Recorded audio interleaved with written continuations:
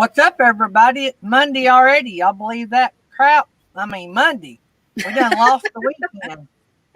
We went plumb out of a long weekend to a short weekend, and dang, it's done time to start another week already. It's just flying. It's flying. It's something about the older you get, the faster you go. Sort of like going off the top of a hill. It's just moving on now. No brakes. No brakes. No brakes. So everybody's starting to roll in here. So this is going to be an exciting week for people that have not been in here for the last 8 or 10 days or 2 weeks that we've been announcing that Traveling Robert will be with us tomorrow night. That is super cool for our little bitty channel. But today we're going to have Memaw Matters. Tomorrow morning we are going to have On Van Life Mode, which is going to be a cool channel. Tomorrow we're going to have the Adventures of Fox and Miles, and then Thursday, no show. I got to go to the doctor. Felix, she might even put up a video while we're gone. You never know about Felix. She may or may not. Never know. So, and then Friday's fun day. So, tomorrow night, y'all guys have to help us promote Traveling Robert. Let's see if we can break our record of 99 in the house. That would be really cool. So, they may bring a bunch with them. So, y'all want to be there to hang out. You might meet somebody new, and somebody might see you and connect, and that would be awesome for us to all have a good time and interact and meet new people. So, I've been trying to get them to Artist on the Road. They won't do it. Artist on the Road had my idea. Maybe the girls should do it live in my place. That's what I've been thinking. That's so funny because me and Nettie both do not want to do lives. Yeah. So when I had the 99, the show was all about us getting monetized. We had several singers that sung. We didn't have a quote guest to interview that night. It was just celebrating getting monetized, and that was just a few weeks ago. That's not been that long. It seemed like forever, but it's just been a few weeks ago. That is our second most watched video. It's still getting viewers, and that's odd for a live stream. Hey, we need to do that, RV SWAT. We need to get together. I thought you guys were headed the other direction. Well, we'll try to get together, though. So let's see who all is in here. I think Happy Place Camping was first in the house, then Nettie. Texas Family Camping. Artist on the Road. Bob's Adventure on Wheels. By the way, I'm going to be a guest on his show tomorrow after my show. So that's cool. That'll be the first guest appearance I've done in a long time. So I'm just now getting a little bit of time, so I can do some more of that. So I'm going to be on Bob's tomorrow right after hours. So anyway, RV Weekends is in the house. Linda Barker, Liz Walter, Boondocking with Boomer is here. Did I say Linda Barker? If I did, I said it again. Bambita Travels, the RV DJ, she is in the house. I got that right. Yes, you did. So, she is in the house. Honey and Me is here. Good to have you guys. Let's see. Let's go on down. Wandering Aces Adventures, Billy and Brenda. Hey, guys. All right, I will pass that along. Let me see here. Texas Posh Cats Camping's in the house. Woohoo! Appreciate y'all being here. Keto Homestead with Jess is in the house. Make sure I don't miss anybody. Weekend RVing's here. Aaron Jemison is here. Gary and the Angels. That's what Aaron Jemison said. Everybody together. Oh, how sweet. Are y'all asleep over there? Aaron Jimison calling y'all angels. Now I'm trying to figure out what he wants. Oh man. Scroll on down, make sure. Did I say Texas family camping? If I didn't, hey, Texas family camping. By the way, if y'all not seen their new tent, y'all got to go over there and check it out. There's Sherry's Creations and Inspirations. Hey, that name goes good, don't it? Mm-hmm. All right, we got 22 in the house already. That's a good way to start a Monday.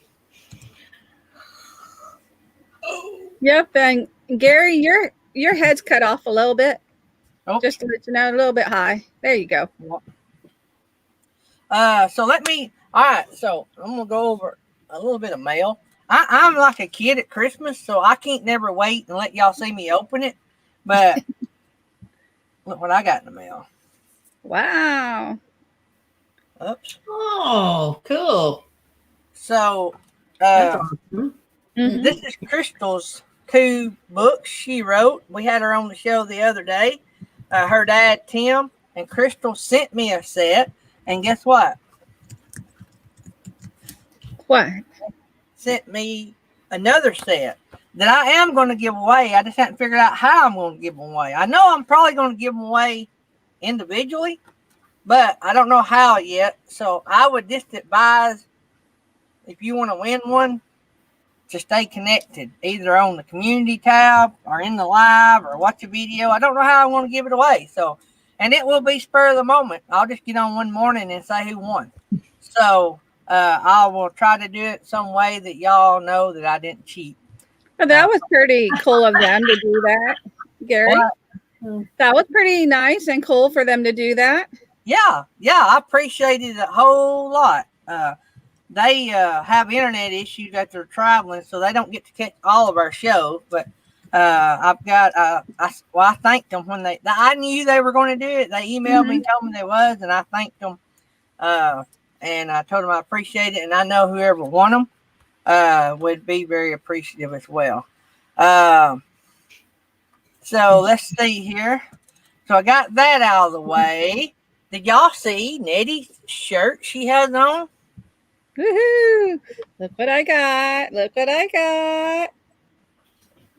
Nettie's got one of them cool new shirts.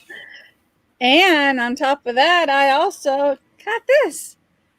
Yay. I love The it. mud looks really good. It does, Yeah. right?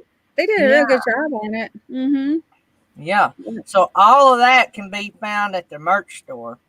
And to find that, you go to our About page.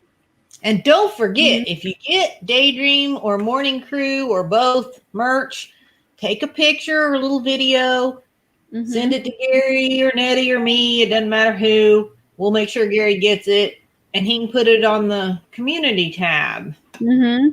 Yep. Also, if you get Happy Place camping stuff, we want to see that too. Me and Philip both has a merchandise store.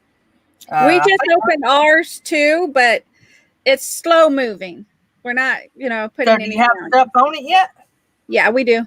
All right, so Nettie's got a store, Felix has got a store, and I've got a store that has both Daydream logo and Morning Crew logo on it. So, and I've got a great idea about that. So we'll work on that idea just a little bit later. I don't know that Jury has a store yet. I'm kind of wondering with this whole, every time he says, I've got a great idea. I am sitting on the computer all day long working on Gary stuff. He means he's got a great idea for you to do. Hey, help. We're Aaron Jimison, your mug is somewhere in Kansas, is all I got to say.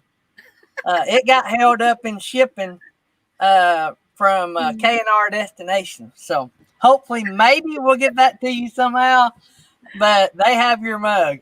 So I thought that would be the best and quickest way to get that to you. And but we didn't know they were going to have issues, but we will somehow if I have to pay to have it mailed to you. So nursing our travel bugs in the house. Pause and effects here. appreciate it, guys. You better get that mug to Aaron pretty quick. Sounds like he's going to Florida pretty soon.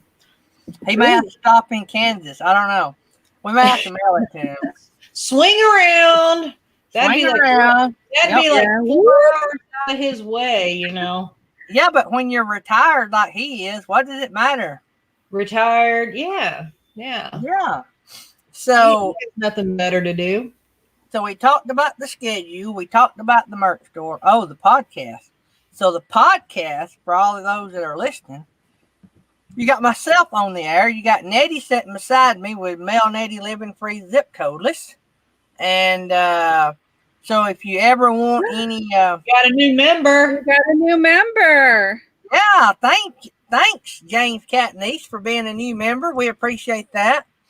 But if you ever want to check out Nettie's stuff, she's on YouTube, and it's at Mel Nettie Living Free Zip Codeless.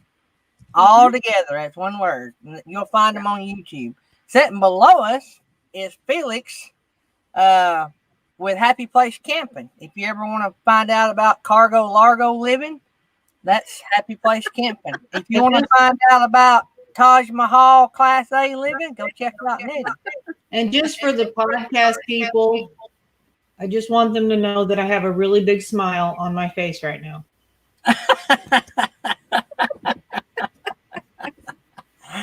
And she talks about my smiles as a child. I don't know. I caught a little that was like hey, Chucky scary, Gary. Let me that little boy in that picture is like, I'm going to kill you. It was creepy. Look, I'm going to start screenshotting our show every day and every show that you're on. And then I'm going to compare all my kid pictures to your now pictures, and let's see who's got that most evil look. Oh, I know I do. But y'all know really scary about a little boy with the look, cute little boy, and he's looking at you like, I don't know. It's just creepy. Just creepy. Well, he's probably calling everybody yahoos in that little mine back then too. You yahoos. Let me just say, when you're born short with one ear, you have an attitude from day one. Yeah. And you can't hear. Let me add that in there. Born short with one ear and you can't hear good, you're born with an attitude. Yep. And I probably had one. My daddy tamed that attitude at a young age, but I still, to the day, have a temper I have to work on. But the older I've got, the better it's got, if you ask me. Now, I did put a message for you, Gary, in the private chat from Keto Homestead with Jess that they wanted you to see. So, I think they are doing a favorite coffee cup challenge. We'll have to check that out. Yeah. So it's sad that I don't drink out of my own coffee cup and without going into any big, I have an insulated mug, and I'm not endorsing this company, but they make a great product. I'm just saying, I have to have mine hot. I don't drink cold coffee. And so coffee don't stay hot in regular coffee mugs. Some people like for their coffee to get cooler. I want mine as hot as it come out of the pot. That's how hot I want mine. So I have to have mine in my thing. I have some awesome mugs over here, by the way. Yeah. Can't get these anymore. We might release them sometime or another. I got to talk to some people about that. There's a Johnny's Journey Daydream. That's a collector mug. Yeah. And so I haven't got one of my own yet. But I will. I'll get one. That's right. I don't have one of mine either, so. Well, I mean, it's still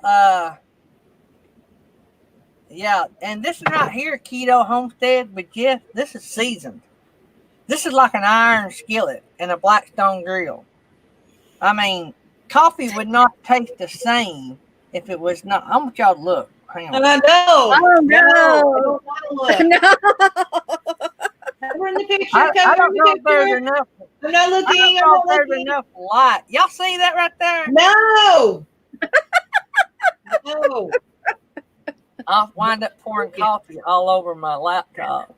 No. I want to throw out my no. Here So- it goes. So even when you wash that, it still comes out brown. That's a true coffee cup. That's all I'm saying. So, but anyway, we do have a guest in the green room. Honey Yeah. and me, she don't care what her mug looks like as long as it's big. Well, see, that's me. This is my favorite mug because this thing holds like 2.5 cups of coffee. It holds a whole coffee pot. Yeah, well, it does. It holds pretty much my whole French press. Yeah. Uh-huh. So. They're doing the wait a The minute. no-no. Yeah, they're doing the Gary. no. Nobody wants to see that, Gary. So if anybody wanted to know about the green channel name, that is member names, of course, and just to let y'all know. And they have the no-no-nos emojis, and all the team members has an emoji. So if you're a channel member, you can use those emojis. That's the only perk that y'all will see on here that members have. If you're on an Android phone and watching the YouTube chat, their names are not green. They do have the little peace sign beside their name. Right now, I think everybody has a green peace sign. I don't know how long it takes before they change to a different color, but the longer you're a member, your little peace sign is going to change colors. That's by your name. So but, yeah, on an Android phone, they are not green names. Well, that explains it. So you said Android, but they all have that little peace sign beside their name, so they are members. That's why they have them, and they get to do custom little emojis. Like Artist on the Road just popped up all of our little custom emojis.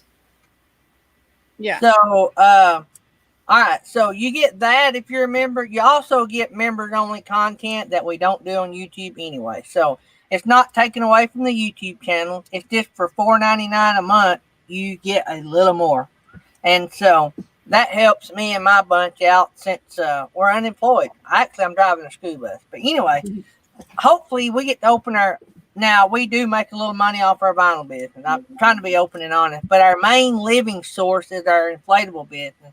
And it's been shut down since we closed for the winter last year. We never got to open. We hope to get to open in the spring. So every little bit, honestly, guys, helps us keep this going. And it pays the water bill. So we do make a little bit of money off this show. We're not getting rich by no means. Y'all, I've told y'all, we done about $200 something last month. That's everything. We've done about $100 this month. So I'm open and honest. You don't get rich on YouTube, and I know a lot of you guys have helped us because we're unemployed. So take that in consideration if you think you're going to get rich off YouTube. So, but I appreciate everybody that's helped us. I just blown away at the support we've got, and thank all of our sponsors and all of our Patreon members. We still have Patreon. Thanks to all of our YouTube members. I can't say thank you enough, and I thank this bunch about every day and tell them how much I love them. These two yahoos right here and Jerry volunteers, and they volunteer stuff without, and I'm gonna start crying. They volunteer their stuff without being asked.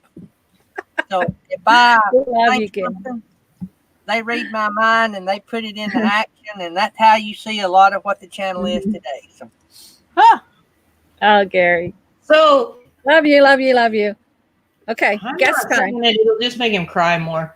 I know. So how many more members do you need before we get to do another new emoji? Because I think you've gained 2 since I did the last emoji, maybe 3. I will tell you just a second. I'm getting close, if not. Yeah, I would think so.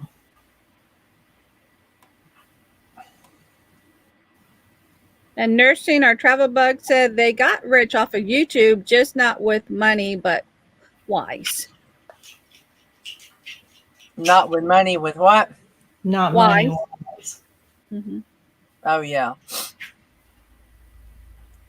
Yeah, we have 2. We've been blessed. Mm-hmm. We can add an emoji now, Felix. Yay! Okay. So, there's Jerry Holly. So, yeah, if I could say the biggest wealth that you gain, I'd agree with Nursing Our Travel Bug. The Mhm. friends we've gained are family members. Yeah. And that has been worth more than any dollar that I've ever put in my pocket off this channel. So, I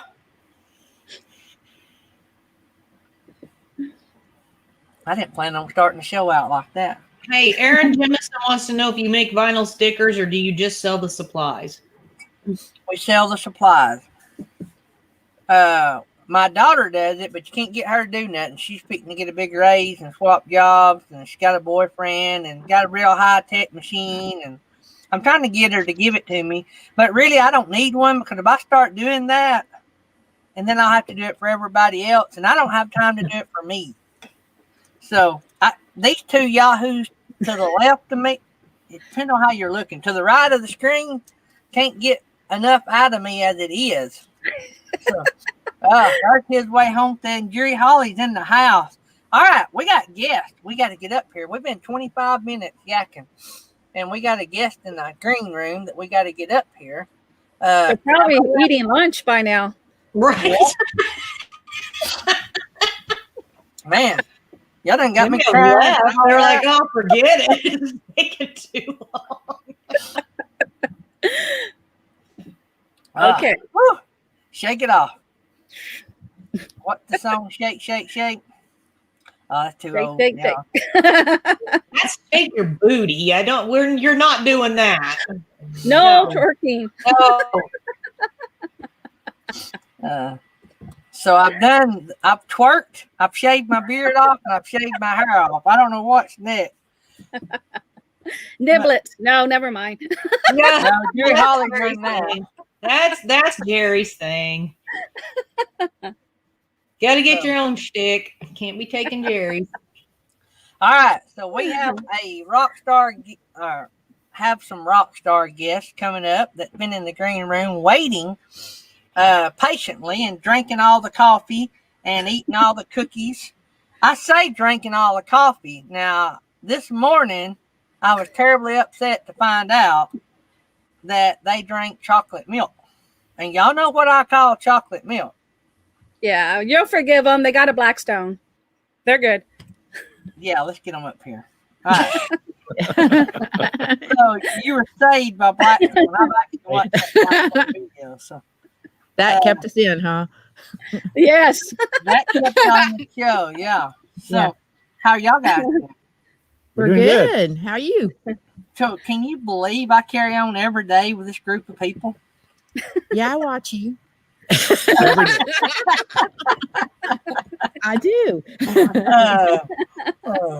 I'm still amazed. I'm still amazed at the people that show up every day and all the support I get, and it's just amazing. I'm just a redneck from North Alabama that can't talk straight and can't hear and short and likes to have fun. I don't know who likes to watch that. A lot of us do, and you make it be a family, just like you said. Yeah. That's what we like about it. So for all of our podcast people, we have just brought onto the screen Memaw Matters. Memaw's Matters. I keep wanting to say Memaw Matters because Memaw does matter. And but it's Memaw's Matters with an S on each end. So anyway, so for everybody that don't know who you guys are, tell us who you are and what your channel is about. Well, I'm Debbie, I'm Bill. and our channel is kind of just a vlog of our life and the things that we're doing. And, one of the roles that I have that go across the bottom is making life matter. So that's what we're sharing with everybody, is how we are making our lives matter and hoping to maybe inspire some people. And I'm just the matter part of Memaw. Yeah, I know how you feel. I know how you feel. That's not, he does. If there's drone footage, he's done it. So he does a lot of the video work too. So don't let him fool you. He does. I do most of the editing though. The editing, that's me. So. And I do a lot of hiking, and I do a little trail running, and Yeah. take a camera with me to try to get some footage for us for that too. So And Blackstone. So here's your Blackstone Yeah. connection right there. He does Yeah. that. Well, And, I mean, anybody. The metal detecting too. Oh, metal detecting. Oh, Yeah. So, any underwater metal detecting? Uh, well, no, not actually. We did a shot on the James River around Lynchburg about a month or so ago, and posted that, and that did real well. We oh gosh. Our yard guys are hang on just a coming. minute. Hang on. I'm sorry. We might have to stop them. Hold on. Let Bill Hey, guys. exit. Guys, I have to tell you, we're on a live video shoot right now. Get him, Bill. no. Okay. Yep. Can you go and do something somewhere else and come back here in about an hour? That was great. I love it. Oh, Yeah, hang on. that's been on the podcast, get which lost is for a while. All right. So I got the We got it Blackstone solved. video playing in the background for all the All right. podcasters. You'll have to come back and watch the show a little later. Yeah. And see the video. Go Sorry, check we them don't have out a at schedule Memaw's Matters and check out all their video, but their Blackstone video we have playing in the background. Yeah. That's our first one that we've done. We still have some more that we're planning to do, but our travel has been interrupted just like everybody else's, and so we're more weekend than we are, long trips right now. So we tend to do more of that when we're traveling than actually just at home. So And we live in a great place to be able to find short things to do, living Yeah. here on the lake, and see special things every day if we happen to have a camera with us. yeah, and Mhm. we live in Southwest Virginia, so we're real close to a lot of hiking and trails and historical stuff. So for now, that's what we've been trying to focus on. Other than when we wintered in Florida last winter, we're retired, so we're doing the snowbird thing and trying to avoid snow and ice. But Yeah, that sounds like a good game plan to me. yeah, We don't have much of that here in Alabama, but we do get our fair share, occasionally. We don't. Yeah, we don't- too much. yeah, we don't get it too much, but when we do, with all the mountains and stuff, it sticks around for a little while, and then it melts, and then it becomes ice. So Yeah, we try that's to the way avoid it is here. We had a snow. Matter of fact, the snow cream video I did back in the winter, we had snow that morning. I mean, like massive amounts. Before lunch, it was gone. Yeah, it can be like that here Massive, too. Massive amount is like 2 inches. Yeah. I mean, it was coming in. If you pile it up enough, it is massive. Want to know, is it Southwest Virginia or Southwest Virginia? Southwest Virginia. There you We're not go. in West Virginia, but we're real close to West Virginia. Like And I within can an hour. tell you that everybody is getting hungry in the chat watching your Right. video. Notice that. That was a good steak. I just have to tell you, we enjoyed that meal. Yeah. It looks delicious. Yep. Bill's a pretty good chef, and I partake, as you can tell. So it's like we do like to eat. So tell us a little bit about your rig. What is it? Well, it's a 2020 Coachman Precision Pursuit, and it's the 27 DS. 27 DS, but it's 28.9. 20 feet, 28 foot 9 inches long. So Yeah. we could stay under 30 foot. Yeah, because we want to be able to try to go into state parks and national parks, and we even ventured out. We just did a trip not too long ago out to Kansas and Missouri and Arkansas, and we did our first harvest host. So we dipped our toe into boondocking. We would be open to share, with you guys how that trip went, and you can get a little preview of what our video is going to be like. Yeah, it was quite an interesting day. Day went real good until we got to the harvest host, and the harvest host was great. Oh, they were But awesome. when we turned everything off, we had no 12 volt. No 12 volt. Lost our Oh, no. entire coach 12 Yeah. volt. and we bought it in May, so it's all brand new, and we bought every warranty you could get, we thought, and so we started making phone calls to try to see if we can get someone to help us. I know enough to be dangerous, so if somebody gives me some instructions, I can follow them to be able to maybe fix it myself. But this just didn't work out. To be honest with you, we called where we purchased it from first. Then we called the roadside people. Mm-hmm. They talked us through it, but because it wasn't mechanical or it wasn't tire and wasn't getting us back on the road, they couldn't help us with that. And so basically they just said we were on our own to try to find somebody to get it fixed. The ironic thing is when we got home that week, we found a letter from the manufacturer that said we had coverage through them for the coach items, but we had no idea before we left on the trip that we had it. So make a long story short, we ended up calling a local RV distributor, big box store, and I talked to the shop manager, not the shop manager, I'm sorry, the service manager. She said, well, we can't do anything for you, sir. She said, you didn't buy it from us, but she said, I've got one opportunity. I'm going to let you talk to this other person.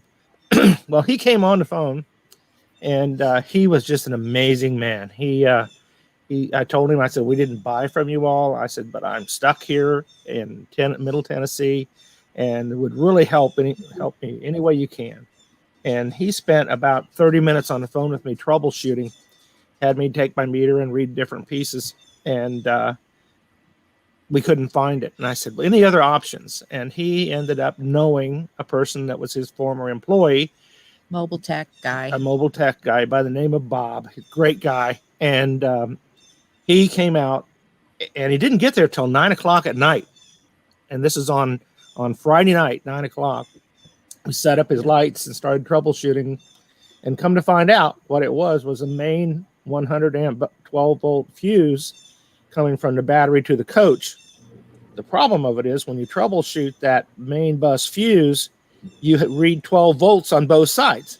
So it doesn't look like it's blown at all. It looks like you've got good passage through it. And until you take that fuse actually out of the system and test it on its own and it's open, you found out it's blown. And we were lucky enough for him to be, or let's just use the word blessed enough to, that he had one part that he had pulled out of a used unit that would help us get us back on the road. And so Bob got us back on the road, and we had a great evening, and it was good. And it was really warm that night, so we were worried about being able to stay cool and not, we have generator too, but that we just wanted to be able to try to dry camp and do the 12 volt, and so we got it worked out. And you know what? We're experienced RVers. We had a Class C before this, so it just goes to show you never know what you need to learn about, even though and we knew the old rig, Bill could probably have done most of that stuff on his own on the old rig, but we just haven't used it enough yet to really be as comfortable and familiar with where all the electrical parts and things like that are in this new one yet. So, but hopefully after the winter and wintering in it, we'll be like, we'll know it a lot better. We'll feel pretty good about it. So yeah. We bought a brand new 36-foot Gulfstream fifth wheel. Yeah. And we took it on our first trip, Smoky Mountains, which is not too far from here. And it's about 3 or 4 hours, 4 or 5 hours, something like that. Anyway, we get up there, everything's great. We've been up there all day. We done been camping, and we've been in and out. Everything's running. The air's been working. Everything's fine. About dark, which it always happens, about dark, everything shuts down. I mean, everything. So, this camper is a week old. Yeah. I can feel you. I feel you. Yeah. Yeah. So, and you paid a lot for this, and you're like, a week? So, I was good friends with the people that owned the RV dealership. I called them. I had their cell phone numbers. And so they're trying to work me through it. Can't figure it out. And so Stacy, the owner's son, who works with him, he said, "Hey, I've been at work. I'm gonna take a shower. I'm headed your way." And I said, "All right, I'll keep trying to work on it and see what I can figure out." But that's 5 hours away, and then you can take a shower right quick. So another hour. So before he gets gone, the neighbor. This is what I love about RVing. The neighbor and myself, we worked on it, searched, look. We finally, the neighbor comes over and helps me, and we open all the bay, the under storage, and notice that there's a big heavy duty plug that's unplugged. Oh. That has a plug-in made over the battery, and that it was unplugged. And so the way they set that rig up was what connected everything. Like that plug run to the battery, I guess. And when the battery died, it shut everything down. Wow. And so I plugged that up, and I guess it gave power. So it was probably running everything off the battery until the battery died. So Yeah. when I plugged it up, everything immediately come back on. But somehow during the loading process, somebody unplugged that plug. Yeah. And you didn't have shore power. Wow. Yeah. Yeah. Yeah, So- you never know. You never know. They're complex. They're more complex than what you can ever think. For Yeah. sure. Let me get over here and get everybody brought back up so we can see them. If y'all want to check out the rest of that video, check out their rig. Y'all go over there and check out their awesome channel. I guess that stopped that automatically. Okay. So where's It your looks like they bought their rig from Matt's RV review, is what it looked like in the beginning of that Yep. video. We did. We actually went down to Ocala to pick it up, and it not all of it went smooth as a process. Matt would tell you that too. And they actually, so we had agreed to bring our what we were what we were going to Our trade. Concord, the one you saw in the Yeah. video before, the blue So- one was our trade in. we wanted to pick it up here. There's a store up in Virginia. There's a general RV store in Virginia, Ashland, which is like, about 4 hours away from us. But for part of what we did with the deal with him, we said, all right, well, we'll come down there. I mean, I grew up in like 40 miles away from Ocala, so we're real familiar with Florida. And so we drove down there, and on our way down, we get a call from the people that confirm your appointment time to start the whole process for, taking possession. And they said, your unit is not here yet. And we're like, what? As we're in South Carolina, almost entering into Georgia. And so, we were a little bit like, okay, so please call us back. And then they never did. So we got down there probably about 6 o'clock that night 5:30, 6 before. o'clock, Yeah. And people were walking out, and we just happened to catch one of the people that was one of the customer reps who was supposed to be working with us the next day. And so they told us it had just come in from Jacksonville store. And so that when they told us that, I'm sitting there going, they're supposed to be doing like that protective coating on the outside. Nobody's probably done the inspection. So we just walked over that next morning because we were camping. They have sites there at that store where you can camp. They have hookups. They don't have sites. Yeah, they have hookups. Oh. Not full hookups. But anyway, so we go in, and the long story short is nobody had looked at it. They were working really hard to try to get everything prepped and ready for us. And It's the last Friday in May. Don't ever do that. Don't ever take possession of something on a Friday. And so we talk about our lessons learned, and they, General RV's been good about working with us. And go look at the RV or at that video. You'll see how many issues we actually had. And we're just now going this next week over to Ashland because they had back ordering on some of the parts that we needed.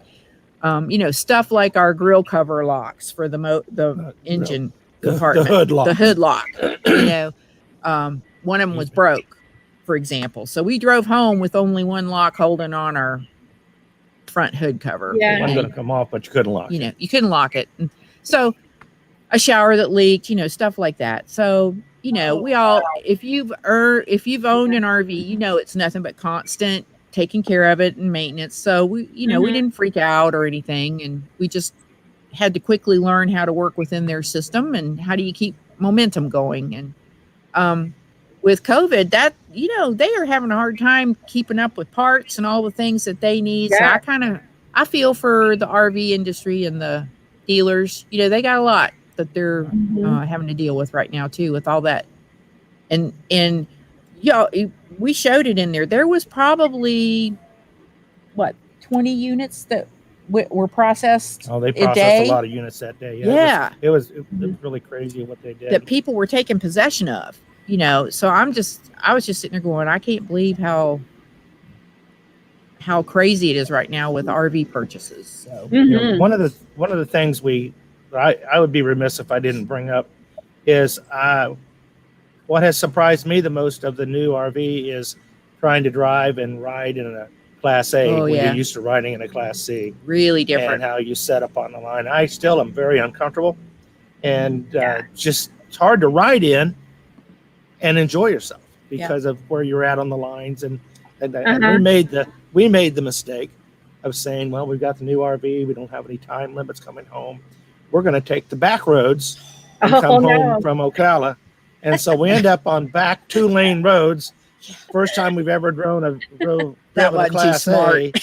And I think every oversized load that was avoiding the weight station was taking the roads we were on. And just tense. So now we look for every 4-lane road we can find. And hey, even that doesn't work because on our recent trip, let me tell you, if y'all have concerns like that you're learning how to not freak out that you're going to run off the side of the road. That's why, Felix, when you were showing that the premiere where you had what was that, the $1 million? And that's why I kept saying nope. Because there's no apron on that road, and you're like, I don't know how many hundreds of feet you were dropping off there. And I thought, because I'll tell the rest of the story. I've been doing most of the driving right now. And I about told him to go lay down on the couch a couple of times because it's been a challenge to be honest with knuckling, just holding it tight. Yeah. And I mean, Gary, you drive a bus, so I think I would love it. I would absolutely love it. Just saying. So, and this is not a big RV. So, like when I think about like the 40, like the one you got, Nettie, I don't know. I don't know. But anyway, it's the same width as the 40-footer. It's just 28 foot 9 inches long. But we went on our most recent trip, which we'll start posting those videos here in probably about another month or so. We were coming through West Virginia on Interstate 77 and right north of Bluefield all the way up to Charleston. I don't know how many miles it was, but they had took two lanes, brought down 1.5 lanes to 2 lanes, and it was 10 foot wide with concrete barriers on both sides of you, like, and 70 mile an hour. 70 mile an hour. Wow. And awful. And people were just flying through there. And after about 30 miles or so of that, I was just about done. But I feel a lot better now after doing that and going through all the construction zones that we did, because like this must be the year for highway construction, because we went across 70 or 64 and 70, and every major city had that going around them. And you just got to get to where you know where you're at and being able to look out your windshield.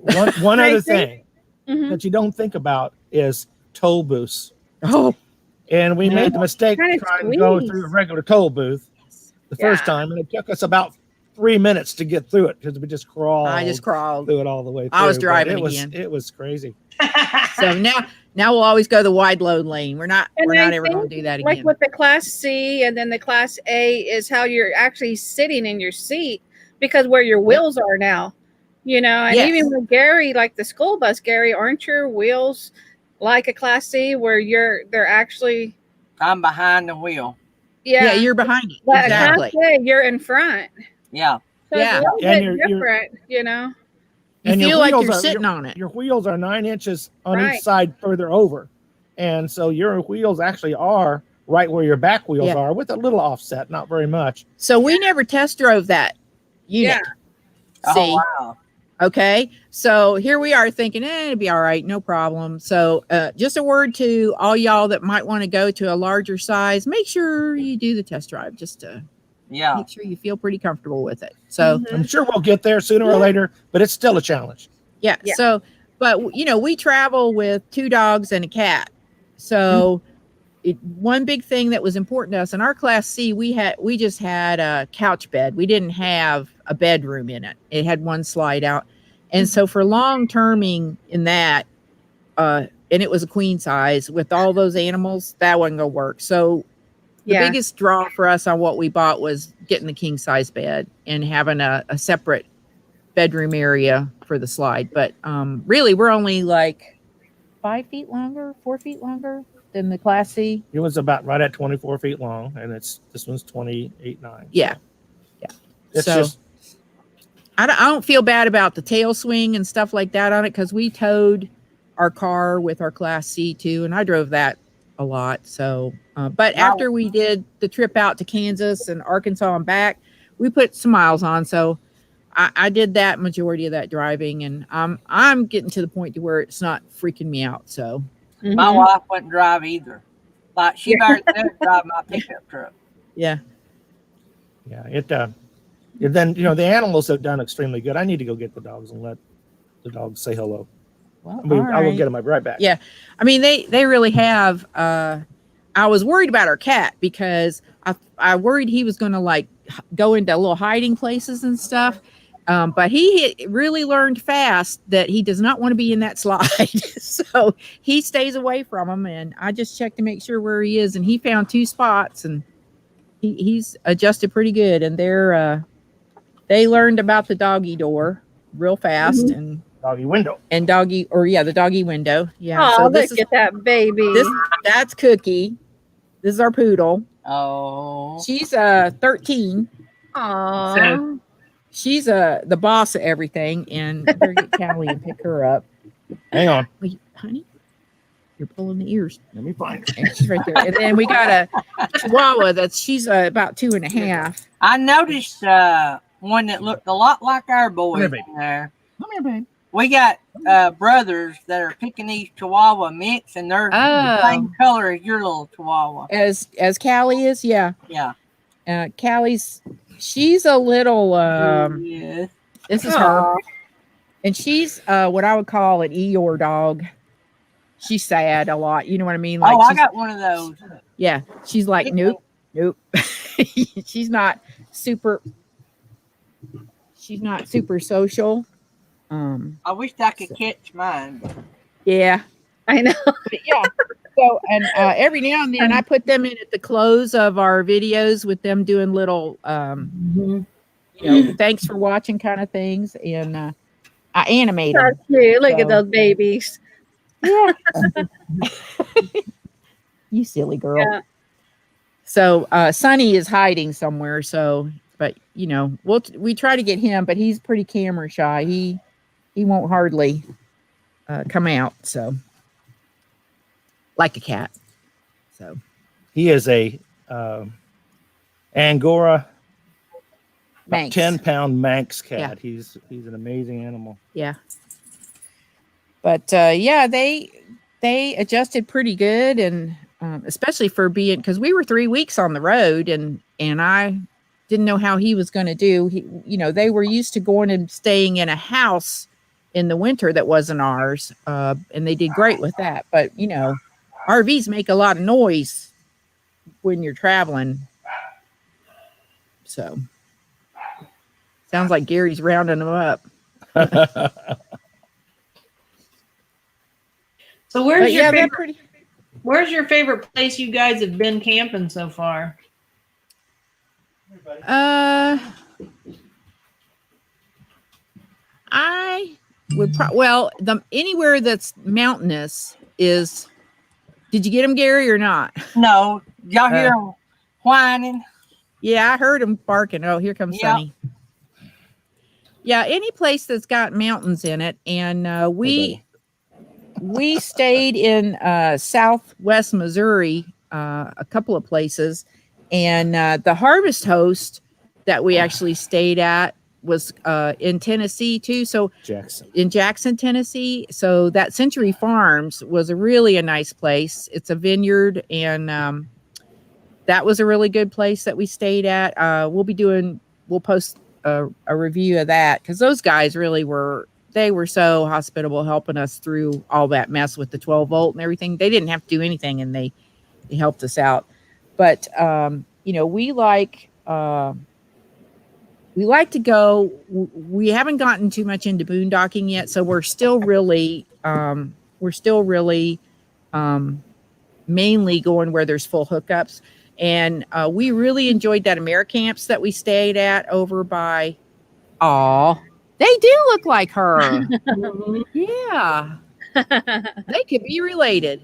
The one on the left That's the only way. is the Gloom. That's the only way Gary can show his dog. Yeah. The one on the They're left is cute. Gloom and Doom. The one on the right is all Chihuahua. Yeah, I know what you mean by that. Yeah. So I heard you camped in Kansas. What do you think about the around there? Actually, we used to live in Lee Summit, Jerry. So we are familiar with Kansas Did you City really? metro area, and we still have family. I worked at St. Luke's Hospital for Yeah. a couple of years. And I worked at Research. Oh, I worked okay. at Research. I brought you a lot of patients. Yeah. Yeah. I I brought worked you at a lot of Research patients. Hospital when then. it was still Research. So Oh, yeah. I know Yeah, where you both of those are realize at. Yeah. that you guys Wow. could have Small actually world. crossed paths at some point. Yeah. We I'm might. sure, yeah. I Yeah, mean, he was in the Gary's- truck. That was you've many been- years ago, Gary's but, been doing this for what, 30 years or something? Yeah. 30 some years? Yeah. Yeah. He was in the trauma. 36 he years, was yeah. over took care of Actually, the trauma. I worked with Service Master Management Corporation, Yeah. and we managed the facilities for St. Luke's, and I was part of that group. So I was down in the ER a lot at the old And trauma. Oh, system. Yeah. So did a, Yeah. me too. back when we had cubicle curtains and had to mop between patients. In the old days. Yeah. So yeah. Yeah. And then Wow. and that's the only time really that he and I did not work at the same healthcare system together, because we're both retired from healthcare. So I worked in the operating room for years. So Oh wow. And I was Oh, safety okay. officer for the system for the last 5 years I was in. and then Involved. I morphed over to a admin job where I was doing surgical quality at the last hospital that we worked at. So that's what we did. And then he had retired because he's 4.5 years. Oh, that's a good picture of him. Oh, they're cute. They're cute, Gary. They take Yeah. after me. Yeah. The Bill yeah, was you're gonna retired. slide it in sideways because they're all over the place out there. Yeah. Oh yeah, if ours are loose, they're running around all over and barking. But I was hoping they wouldn't start barking, because once they start, they don't stop. So, It'll be all right. but he's a few years older, 4-ish years older than me. So he retired before I did, and then I retired December 1st last year. And then right after that was when all the COVID stuff started happening, heavy duty. And we still have our oldest son and daughter-in-law they work for the same healthcare system we did. So we still, hear what's happening and know what they're having to go through. So it makes me thankful I got to retire. So, Yeah, you walked away at the right time. right. Our So, son just graduated RN school. He wants to be a nurse practitioner, so he's still in school, but he's working Yeah. in the hospital as an RN now. And Yep. so, but now that's what he loves, and so he Oh, eats yeah. it up. our daughter-in-law is a labor and delivery nurse, and she's been doing that for 23 years now. So she loves it. My daughter's a labor and delivery nurse at Olathe. Oh, okay. Yep. Yeah. Bill's brother lives close to Olathe. So, or my brother-in-law. And so, yeah, he's in healthcare too. So we're a healthcare family, and my sister was a respiratory therapist. So, I mean, seriously, we're all in healthcare pretty much. Everyone but our youngest son, who's in Bentonville, works for corporate Walmart. He's a senior database administrator for their point of sale contact and restock. Oh A wow. job I could never do. Mm-mm. Yeah. He loves it. Yeah, they are having their times right now too with trying to keep everything they need. So he's having to turn over products like crazy in that database. So Oh yeah. Bet he Crazy. loves the toilet paper shortage. yeah. Yeah. he had some interesting stories of how they phased that supply chain. Yeah, I bet. Yeah. He just actually does the data. He doesn't have to worry about some of the pieces. But if something comes up and something doesn't track just right, they have to get it fixed. So he's got it. That him and one other person in the corporation takes care of all of those things. So it's a huge job. So he tracks what they need to sell and what they don't need to sell. Exactly. So And pushes the distribution. What he tracks is what they've sold and how they replace it. You got think And you all that could system. ask him to, they got 27 checkouts, but there's always just 2 open. You think he could- Yeah. Yeah. Can you I maybe know. get some extra help up in that database? Because Yeah. Well, no, he's not. it. Yeah, he's not connected to that part of it. And I've asked him about that question, and he just rolls his eyes. So in our area, Dollar General is trying to give Walmart a run for their money, and they're taking a lot of stuff after Walmart. They have like 6 registers, people lined up out the door, and only one person working them. Yeah. You're right. And they're putting them Dollar Generals on every corner in our area. Yeah, they're as bad as the Subway restaurants. You know, Yeah. there was a point in time where everywhere you looked, a Subway was either there or being built, and then there's one right across the street from it.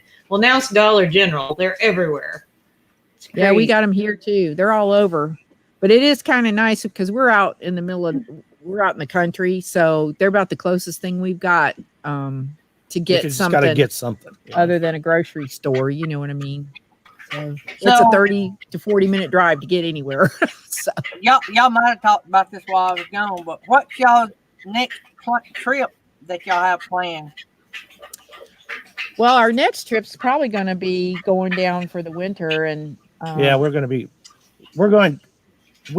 have also decided we're not going to go over much over 200 miles a day on our trips, and we're tired. Why over drive and get tired, and just to get up and leave about 9:30, drive till about 2, find a place we want to stop and go see. We take a car with us, and we can unhook it so we can go and drive around and enjoy where we're at, and give the dogs a break, give us a break, and just not be worn out. So normally it's a 2-day easy trip from here to Florida. We're going to take 4 days going down, and we're going to go over toward we haven't looked roads yet, but we're still searching, researching the places that we would like to go. But we're thinking Panhandle because we haven't done a huge amount of that, a little bit. And we're going to end up in Central Florida around the Ocala National Forest. Maybe coming down towards your way, Gary. North Alabama? Well, yeah, like come down through Alabama, and we'll just see. We're not sure exactly how it's all going to go together yet. But, so RV Weekends is in Florida. And Blue White Odyssey's in Florida. I don't know. We got several channels in Florida. Well, and I've talked to Sherry before about with Mims. They're not real far from where we're going to be at because we're going to be up, around Central Florida, up on the St. Johns Rivers, where we're planning on doing the base that we'll be at, but then go around and do some short trips. Going seeing sites and things like that. So they've been to a lot of places close to where we're going to be at. And we've lived there before, so we know it well. What's your bucket list item location where you haven't been yet? Where do you want to go that you haven't done yet? Well, Grand Canyon. I've been to Grand Canyon. Bill has not. So we want to go to the Grand Canyon. We want to go. I've been to Yellowstone. He has not yet. So Yellowstone. Those are probably the two top ones. And but then Yosemite. And I would like to be able to go West Coast and do some of the stuff out west because we've been up towards Maine and back on the East Coast a lot. So and then we're real familiar with North Carolina, Tennessee, those kinds of locations. We've since the 70s forward, we've camped in different types of campers all the way up there. And Florida, probably for this winter, but who knows if we want to do something different, like go to Texas or, someplace like that, we'll probably be thinking about what that looks like for us doing that in the future. Because we did a northern Texas trip 2 years ago, and went to visit Debbie's best friend up there or down there, and it went well. Probably not a place we'll go back again because I went to see her, not to see the sights. But it was more Oklahoma where we were at. But I would like to go up into the Great Lakes area a little bit. Up into Wisconsin and those areas, Michigan. Once everything settles down and everything gets back to normal a little bit. Now, will you be full timers or part timers or just vacationers? Part timers with other trips is what I look at it as. Because I tell you one thing, this last winter with when we were in Florida and all that stuff that was going on, because we weren't even close to Miami. We were not close, but the whole conversation that winter there on all the news and everything was about how they were going to close the state, and we were staying at a friend's house, and a family house that wasn't used. They don't use it. It's close to about a block from the beach, and they go back and forth from where they live and use the house like that. But it was a great opportunity for us. And it was a great experience because we were basically isolated. Yeah, and it's actually a rural beach area. If they do still exist. So, but we don't ever want to be without having an actual home base, just because you sometimes really might need to go back there. And when we finally did leave, it was the creepiest travel I've ever had in my life. The day that we left, we Florida. When we left Florida to come back home, that was the day they were setting up the stop point on I-95. And there were about 150 state patrol cars and vans and yeah. Buses and everything all lined up in the way stations, ready to stop, shut everything down. In the way stations. And they were putting the cones out on the road, and you're sitting there going, all right, this is serious. And so then every time we hit a state line, it was like, stop, quarantine for 14 days. You're not to be traveling. And so, you kept wondering if the police were going to stop you, you know what I'm saying? And we drove straight through, didn't stop. And it was, we were driving cars at that point. But it was, I just don't want to ever be put in that situation where you don't have an option. And you're staying at your friend's house. They could tell you, hey, you need to leave. You know what I'm saying? In that kind of situation. So, I mean, they wouldn't have, but you know what I mean? Well, we have to also say that our home base is a vacation also. And, we live here at the lake. We have all the toys and things like that. And for us to live here and not use it several months out of the year, it would be foolish. So people pay a lot of money to go and do what we have here every day. Well, so we use it. It's a good location where we're at to go and do things, to do short RV trips from, and so it just gives us that. I mean, when you're retired, you want to try to have mobility and some options. And so that's really, our goal is trying to find things that are interesting and unique, and experiences that pretty much anybody can do, because I do have issues with my knees. And so part of the things that we try to show people is, even if you are challenged in being able to hike or do things, there's still things that you can get out and actually experience. And so that that's one of the goals that we've got in showing people that you can still have a real full life with that. So you just have to know what you can do. Yeah. What you can't do. So you guys, y'all's family, y'all's kids are scattered? Yeah, we have the majority of our grandkids live close to us, but the other half of them live, in the Midwest. In Rogers, Arkansas. Gotcha. So we So we go, but then we have family that's kind of scattered around too. When you talk about brothers, sisters, cousins, Right. that kind of thing. So Mhm. we try to incorporate seeing friends and family because we have moved around in our work life too. So, we started out in Florida, we were in Southeast Kansas, then we were in Missouri, then we were in Iowa, and then we were in Virginia. So we've kind of moved all over. So, in talking to y'all a while ago, y'all were a little nervous about the Class A. So, if Yeah. y'all could swap rigs right now and money wasn't the object, all you had to do is buy the fuel and pay the insurance, would you keep what you got or would you swap, and what would you swap to? I'd probably swap What's that? to our Class A for something. We would probably go to a van. If I was going to, having driven and also trying to find access points for the larger RV, I'd probably go back to something with a rear A Class C. double twin on the back, and with a living room with a slide out, so you could have your bedroom and your twins available all the time. But however, and us having to live in it for the winter in which Florida, we haven't done yet. we haven't done yet. So we may change our mind. that's the reason why we went with the size that we did, to have the square footage to be able to have the slide out. And our slide out for our unit has a kitchen and a dinette slide out, and then you can turn the seats around. With takes about 10 minutes to get the seats turned around. It's not the easy ones. And then the bedroom slides out with a full size king and the bathroom. So we really have almost as much room in this unit as we had in the little house we were staying in Florida. It was a 500 square foot, 1 bedroom, 1 bath, concrete block Florida home. Yeah. So it wasn't very big anyway. But and I'll tell you, with the traveling with a cat makes a difference, because this is going to sound silly, but you have to figure out where you're going to keep the litter box. So if you have a smaller rig, you can't. I know that sounds silly, but you got to have a place to be able to do that where you don't.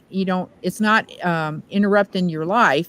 Exactly. You know what I'm saying? And when you get in those smaller rigs like that, you don't have a lot of space to be able to give up to that. And so this is kind of like our balance point, for traveling with the animals. And we'll find out. We'll talk to you during the winter. Exactly. And our answer, our answer might change if we didn't have the cat too, as to whether we would. See, I have a cat also that travels with us. He's 10 years old, 24 pounds. He's a pretty big cat, and it was the same thing with us. Our previous rig, it was really hard to find a spot for him. Thank God it's easier in this one, but you do have to take that in consideration because they have to have an area as well.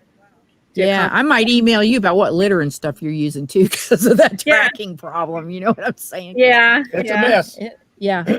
But it's it's those kinds of things, and they mean a lot to us. They're part of our family, and the dogs do a lot of things with us. Sonny just kind of lays around on the dash of the RV, but he's still part of it. So yeah, and it's hard to do anything with 2 dogs and a cat other than have your own place to be able to, or your own unit to be able to keep them and keep them comfortable, because you can't please everybody. And we tried that in the other situation. Everything went good, but when it came back to time to do it again, they said, well, let's see if we can't find something different, and you're talking about with the house. Yeah, with the house. So that's the reason why we are with the plan for this year. It gives us more options because we can take our house with us. It's a house on wheels. So, we can get the bucket list whittled down a little bit, because some of our stuff we want to see is in the southern part, and we could do that in the winter, and then maybe do some trips, during the spring and stuff. Because, but we like being around our grandkids too. So we kind of have to try to balance all those things out. That's really, what we try to focus on, and having fun. Yes. Yeah. Yeah, they want to lose that. And a little bit of adventure. So, His Way Homestead asked, were you close to I-81? Not far. Not far. There you go, His Way Homestead. Yep.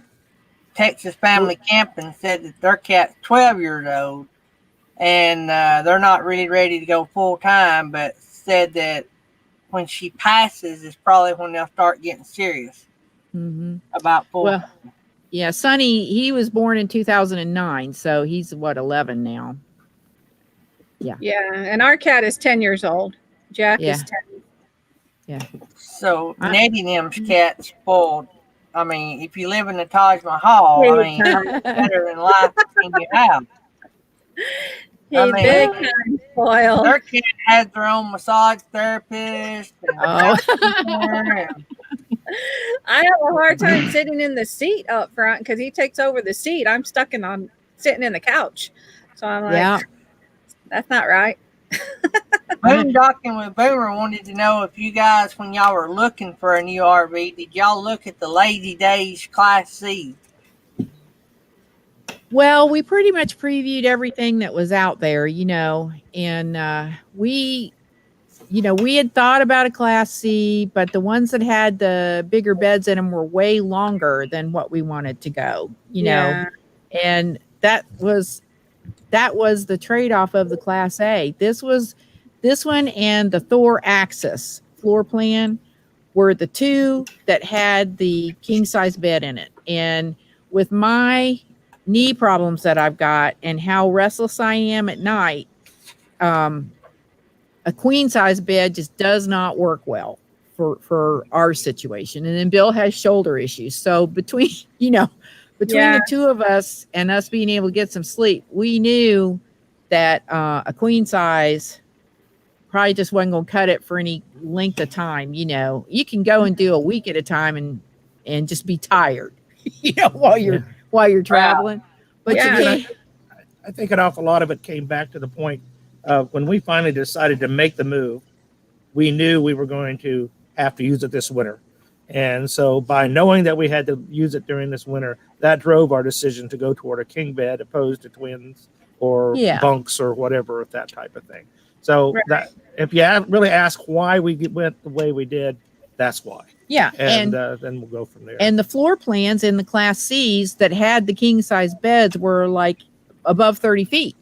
They were longer than 30 feet. And that would have prevented us from being able to fit into things like Corps Engineer parks, state parks, on a lot of them, and the national parks. And, so our bucket list, like Felix asked, include a lot of those places. And we are getting ourselves into being able to dry camp more. And we wanted the systems that would have the tank sizes that we would need to be able to do that too. And so, when we thought about all those things, that's why we went the direction that we went. Yeah, go ahead. This unit has 2 gray tanks. Yeah. And it's got over almost 80 gallons worth of gray water capacity. So having that was very part of the decision too. Mm-hmm. Yeah. And so we've tried, even with full hookups, we're not, we're testing out how many days can we go with doing showers and those kinds of things before we would have to dump. So, and then we did the harvest hose, when the 12 volt issue came up and because we want to, and then we it's got a solar plug that's built factory installed on there, and it'll just trickle charge the coach battery. But that's another thing that we still have to learn. We got to get what kind of solar. We're going to get probably one of the suitcase type that you can just plug in, because it's you can't go down through the roof on. I mean, it's not hooked up that way. It's on the side, and it's just a battery connector. Is all it is. That goes to the side of it. And what you have to do is have a 10 amp inverter panel that has an actual controller that you plug into that plug. Yeah. And so it will work out fine. I'm just trying to look at the option of whether I want to go to 100 watt or 150 watt. And as long as you don't go above your 10 amp draw, I think you can go to the 150. So we're looking at some options on how we can recharge the best. I think the other thing that I've learned is we've always tried to get full hookups when we go to the campsites, and for one night that doesn't make sense because you're changing your black water too often, and then your sensors start messing up on you, on your tanks. And so if you don't fill your black water tank up regularly, your sensors dry out, and then your sensors start giving you false readings. And so that's what we're dealing with right now, is how often do we really need to if do we're full driving hookups up and we're stopping every evening, how often do we need to get full hookups, and how often do we just need to get electric and water? So those are all the things we're learning about, and how we want to be able to transition to do more of the dry camping things, because then we'd probably be pretty ready to do more Corps engineer type places, or actually just boondocking. Now we'll be limited because of being in a Class A on like how far out we could go boondocking, but some BLM land we would probably like to try in the future at some point. We have a 12-foot height limit, so Yeah, that even in some small towns you're dragging trees. that's true. Yeah. Yeah. Me and So, Tammy's been looking at vans. We got a 27.5-foot tag-along toy hauler, and we need a van for one of our businesses, and we thought about doing a van that was basically a custom build, work and play. We could work out of it and play out of it. Yeah. That would be good. Yeah. I don't know. We're looking at do what? We're looking at a lot of different things right now, but that's one of the things we're looking at. So. Yeah.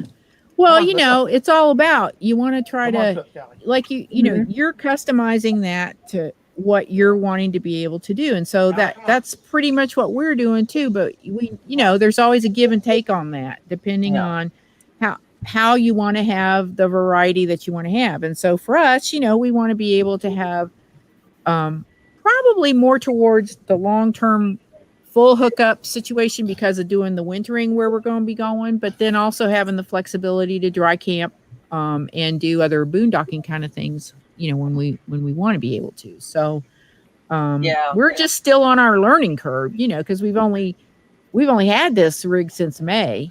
So we've gone out on some short trips, and then we did the 3-week long trip, and that taught us a lot on what works and doesn't work. And when we go to get the rest of the service done that we need on the stuff because like one of the things is they've got to replace our whole pocket door. When we took possession of the coach, when we toured it, that pocket door middle panel was split all the way down the middle. It had a split all the way down it. The door had broke loose during transport and broke the door. Oh, somewhere. no. Yeah. And then, we had the stuff with like the motor cover locks and things like that they still had to order in the shower. So we get those things all fixed. Then we're going to be feeling like it's all right. We can go and really travel. Cause you don't feel real comfortable going into rough country too much. Although let me tell you, driving on the interstates anymore is rough country. The potholes are awful. They're terrible.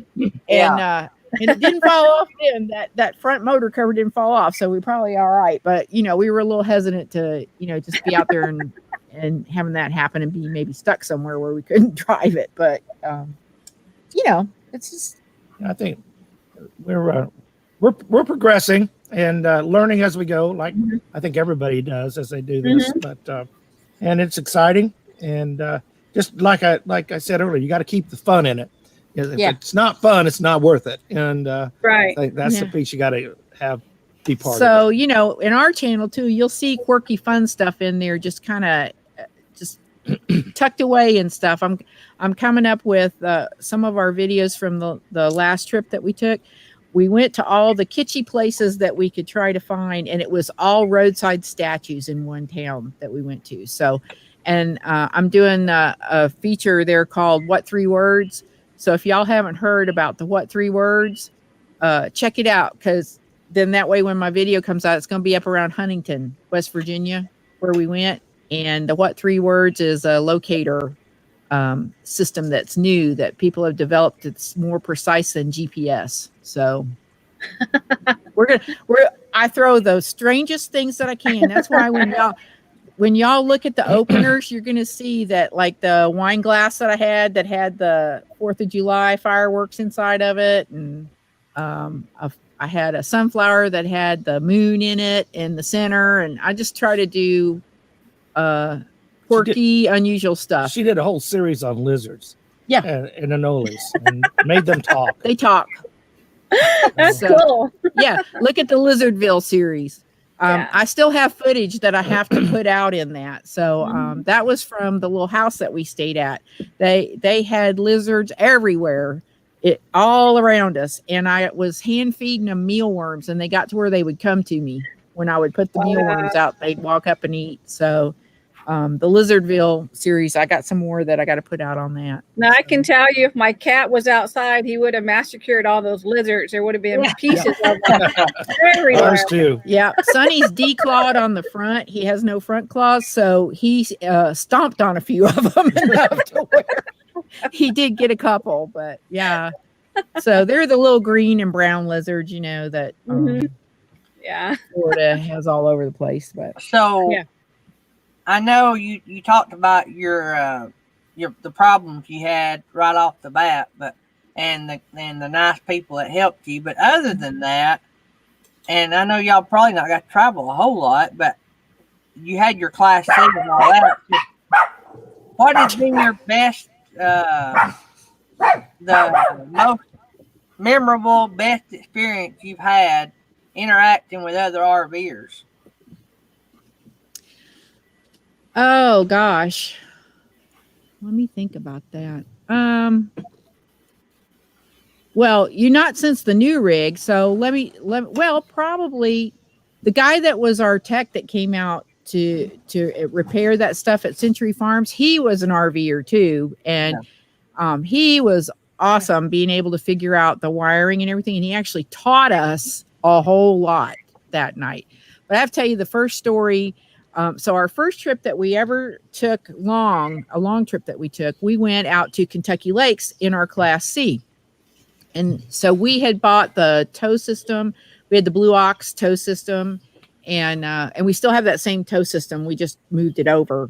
And Bill has a little HHR, and you have to go in and pull a fuse when you're flat towing that car, or you'll run the battery down.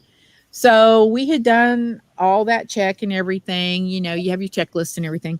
So we got there probably about 6:30, 7 o'clock in the evening to the campground, and we needed to get something to eat because we weren't planning on cooking every night because we were driving long ways. This was our first time we were going out to 10-hour days. Yeah, it was a long day, and it was our first trip we were taking out to see our son after they had moved to Rogers. So we get there, and Kentucky Lakes, the place that we were at, was way out in the middle of in the middle of nowhere. There wasn't anything around if you needed something. There was no car, like no Advance Auto or any place like that. And he goes to get in the thing, and it's dead battery. What I did was, rather than did everything right, except for I left the key on rather than on accessory. And it ran the battery down.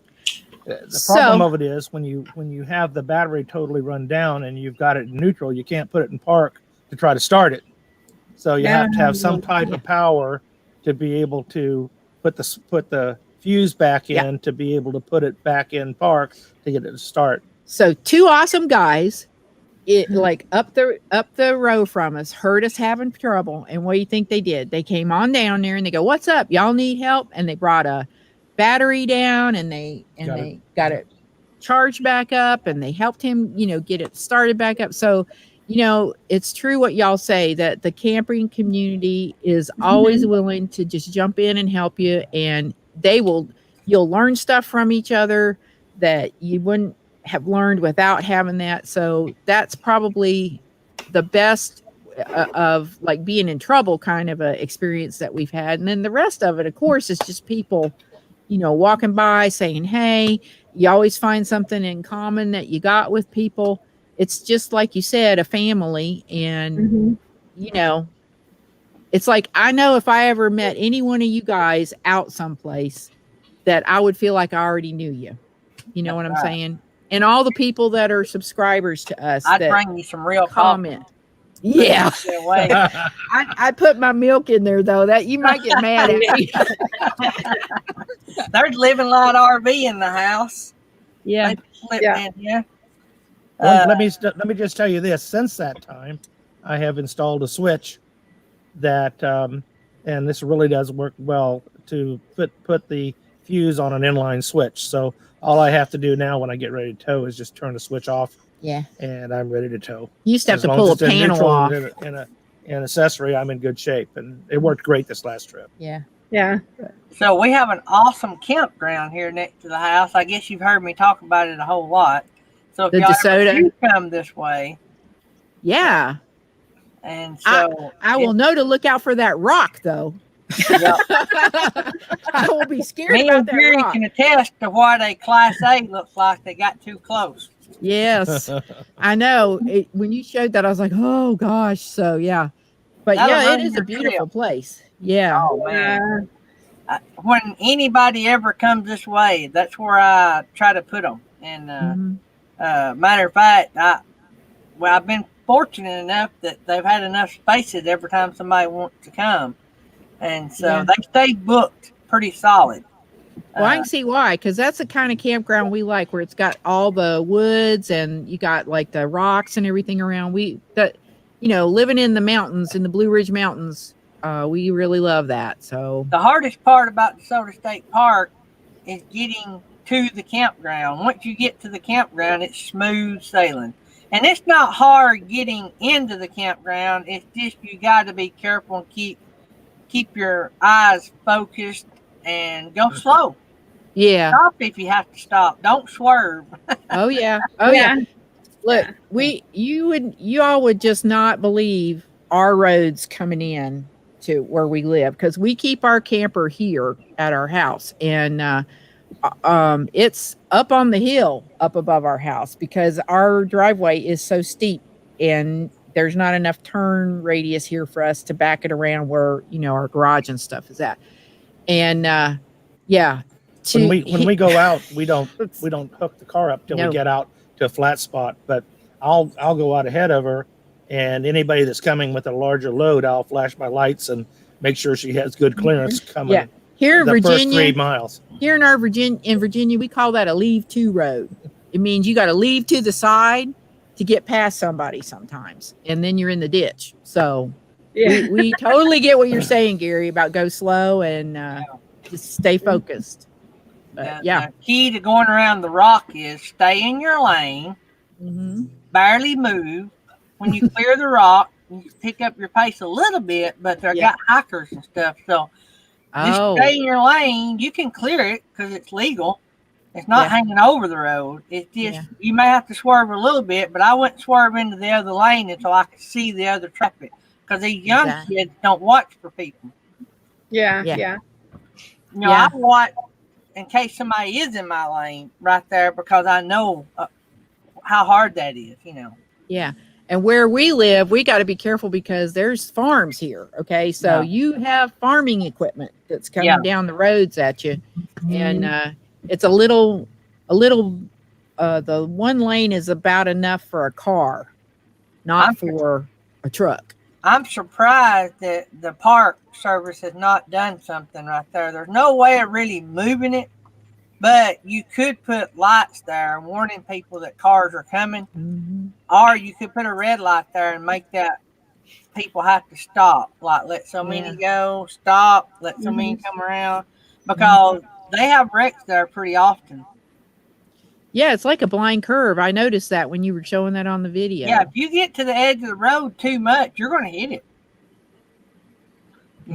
I don't know why they don't do something. Yeah. That's Felix, why I'd God be saying- created dynamite.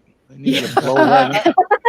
Well, it's been there since I was a kid. We used to go on Boy Scout Camp Comer, a Boy Scout camp. It's not far from there. And I remember riding in there. We had our own Boy Scout bus. One of our scouts' dad run charter buses, so we had our own bus. And I remember riding in the bus going around that rock, drawing up as a kid, thinking, we're going to hit the rock. And so it's been there as long as I can ever remember. So, Yeah. but Like you say, you just got to slow down and do it at the speed that you're comfortable at. That's one thing I've learned with the first big long trip we took in it. And well, I tell you, that 10-foot lane, I didn't think I was going to make it, but I did. So Apparently, You guys planning on going to Quartzsite in January? no, we'll be in Florida, just getting to Florida at that point in time. So yeah. but yeah, maybe one of these years that would be something that that we would go and do. It's just I think we're too new right now to feel like we're really prepared to be out there boondocking just yet. And I think we need to get our solar stuff figured out, for being able to recharge the coach battery without having to always run our generator. And then, knowing how to manage our tanks real well for that. So, I mean, They're coming along. Those are all coming along pretty quick. I think the 12-volt failure helped me understand the way it's put together. But to be honest with you, the way that they've got it wired, I really still don't understand how they can have 12 volts on both sides of a battery and it be broken and still work and not work, or it just doesn't make any sense. And even the technician that was out there working on it, he's like, I never seen anything like this. So then we're kind of like, okay, I guess we need to learn this a little better. And the interesting thing, I calling the manufacturer and the dealer, they don't understand it either. So it's not like you can just sounds like they need to relook at it. Yeah. And we already got a recall on it too, on the generator. There's a gas valve issue for the gas feed line, so we're getting that fixed. We got the kit for that, so we're getting that fixed when we go Sounds in. Like it might be a trip to Indiana to let you look at it. Exactly. But to me, it sounds like that is if you got power on both sides of a fuse, that's a danger. That's not bad design. That is the whole point of that fuse is to prevent power when it blows to go into that side. You're right. That's why we were like. That's why the first guy that helped me, a fellow by the name of Tim, and in Jackson, Tennessee, he's our first guy that really helped us out. And he said, let's troubleshoot this real quick. So I put my meter on there. He says, to ground to your battery, go to one side, ground to your battery, go to the other side. And we were reading 12 volts on both sides. Well, 13 something on the one and 12 something on the other one. And so there's a little bit of a discrepancy, but to me, it wasn't enough to say this fuse is blown, And but until we took the fuse out and tested it totally out of the system, it showed blown. And so once we put it in, everything was fixed. All my life, Dad's told me, and my uncle's electrician, they've always told me to take the fuse out and check it. I never understood why I take the fuse out and check it, and you just made a believer out of me right there. Yeah, take exactly. The fuse out and check it. And I'm hoping we'll have the same guy working on our coach for the repair stuff at General RV, because he was real knowledgeable. So maybe we could pick his brain a little bit when we're out there about why in the world is that system like that. Oh, I think I'll do a little research while I'm there. Yeah. So something that just got brought up in the chat that I think it's worth announcing. A lot of stuff is worth announcing, but I'm going to stop and announce it. If you are going to Quartzsite, a very good point was raised a while ago. Right now, in parts of Arizona, you can't run your generators. So you guys may want to stay up to date on that if you're going to Quartzsite and you're planning on only having generator power. So that is something that needs to be taken into consideration. Yeah, if we wouldn't be able to run the generator, we won't be able to go. Yeah. I mean, we'll have to have it. We don't have a choice. So, and I had heard that before, because a lot of the channels that I watch go to Quartzsite, and there are, you can't run it the whole time. And so you got to have some kind of solar type of a solution to be able to do it. And you do like I do, just start close to netting and plug into it. But if you don't have solar, you're going to have to be able to run your generator to charge your batteries. So if we can't run our generator, we don't have solar, we won't be able to go, because we don't have a way to charge up our batteries. So, Right, but that's why I was saying to Nettie, no, we're not going this January because we got to get our whole it's basically that way we have 3 backup systems: shore power, generator, your coach battery for 12 volts. I think right now the reason you can't run them is just because of the fire danger. But in yeah, I'm January, sure that that's should probably what it is. lifted. Yeah. Yeah. But for us, we're gonna get more into the boondocking and not more dry camping at some point. But I mean, we can actually run with no electricity if we had to. We would not have to have electric. But if the temperatures get too warm, which I don't know, most people are saying they're going to be pretty mild in January. But I mean, really, look at this year. We don't know what it's going to be like in January anywhere. So I have to plan on having that because of Darby. So us too. She's kind of a wimp, and she's very sensitive to the heat. And if she gets too hot, I mean, she just acts like she's gonna die or something. So if it was just can't us, stand it. I wouldn't care. But I gotta make sure she's accommodated for also. Yeah. And that's us. We're trying to chase 70 degrees as much as we can. But like you say, you never know what the temperature swings are going to do. And with having 3 animals in the RV, we also want to be able to have, we're looking at what kind of internet we might, want to have that could be available. We also are looking at like that, what is it called? Govee, where you can monitor the temperature and it'll send a text to your phone. So if it's getting too hot in your rig or too cold. The only problem with that is if you don't have any kind of a Wi-Fi or, signal, then that doesn't work either. And I've been in so many places where we have no internet of any sort. So exactly. And that limits you then. And I'm just saying, those are the things that camping with pets really creates a whole different dynamic that you've got to think about. One of the things that I forgot that I didn't tell you about. I'm the best owner. Well, she's my priority. She relies on me to feed her, to make sure she's comfortable in temperatures, and it's my job. And she can't open the door and get out if it gets too hot in the camper. Exactly. That's my job to make sure she's comfortable. So that's the way we feel. They're like our fur kids. They're our fur kids. They are, and then they need us. So if you take on a pet, then you need to take on that responsibility too. So she don't worry about what's his name near as much as Darby. What's his name can open the door. Give him peanut butter and jelly, and he's fine.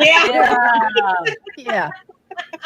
One of the things I forgot to tell you about when we lost our 12 volt, that if you need to know about if this happens to you, is we could not start the generator either. Yeah. Because we didn't have any 12 volt for the generator. So the only way we were able to start the generator is to start the main engine. The engine.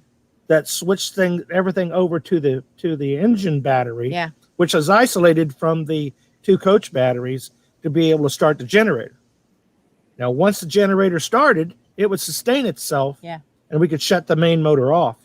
But you couldn't start the generator any other way than to turn the main motor on to start generator. What it is, the battery's protected, so it goes one way. Like it sends, it don't drag.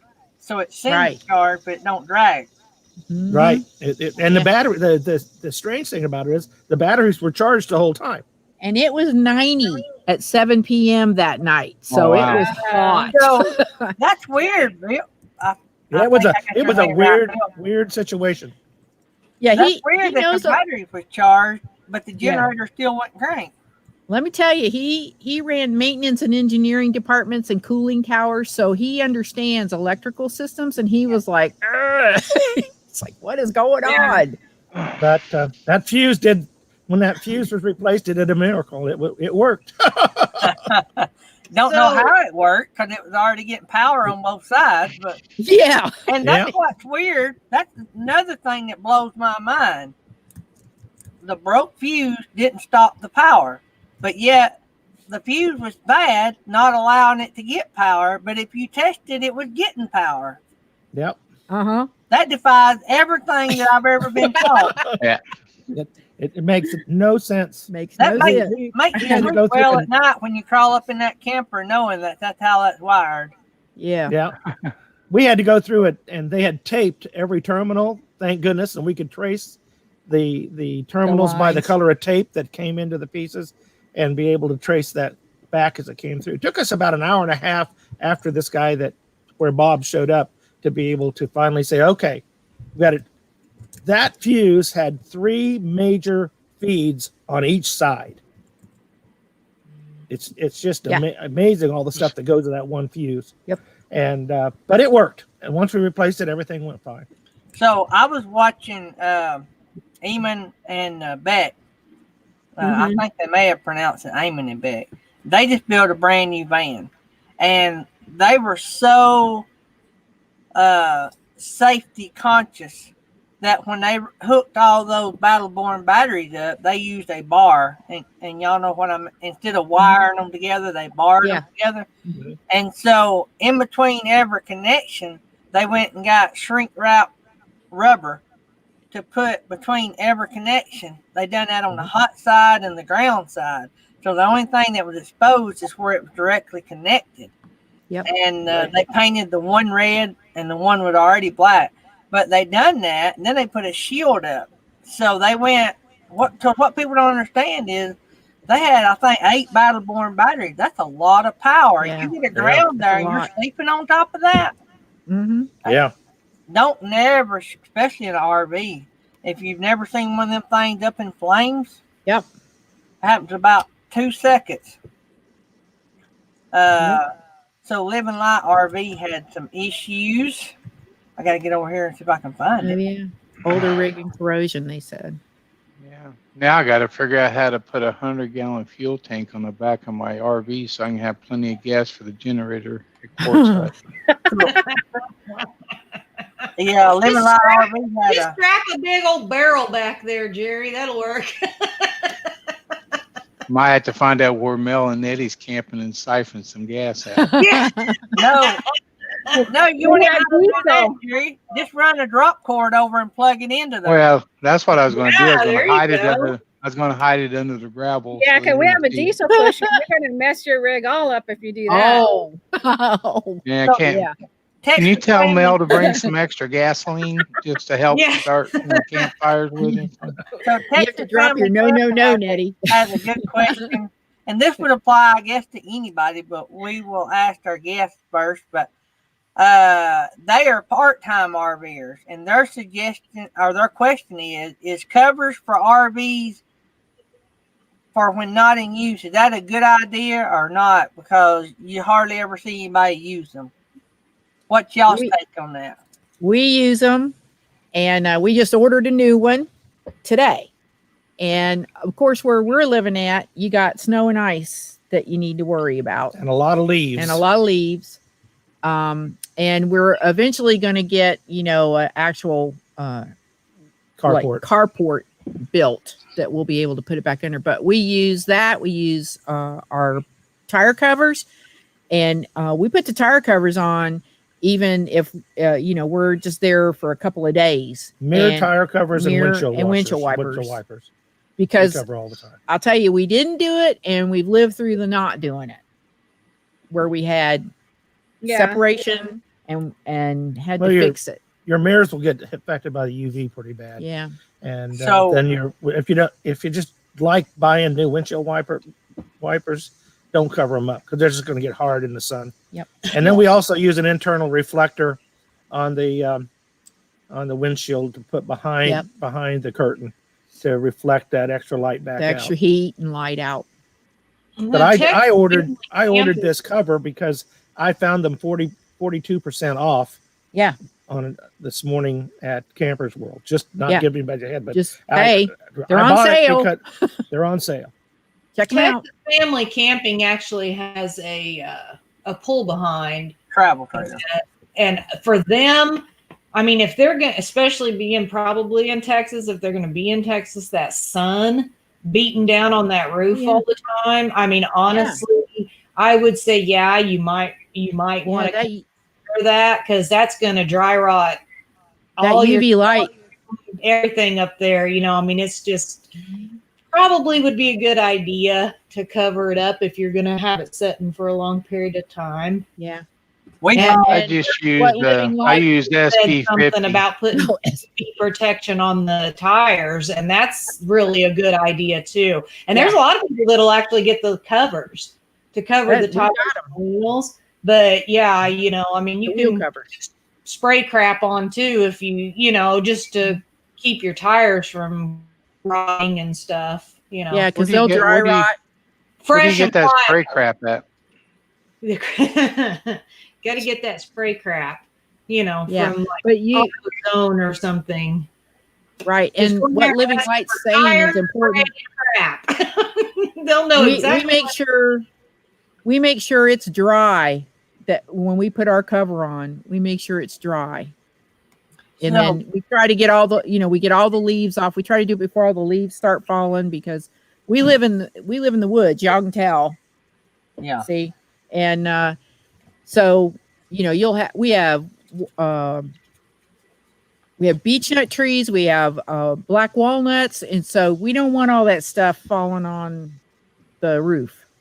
We cut most of the trees down around where we parked the RV, but still the wind blows and go through with that. But we don't use a vinyl cover. The top of it's vinyl, but the rest of it breeze. Yeah. And so it can dry out. It just protects the side of the RV. Mm-hmm. But once we get the